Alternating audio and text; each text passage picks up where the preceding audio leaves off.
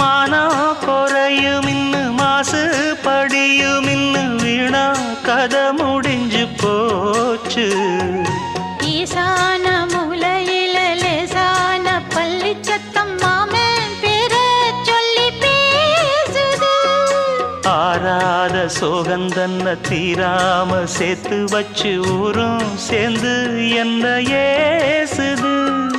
மாமா மாமா உன்னத்தானே எண்ணி நானும் நாளும் தவித்தேனே.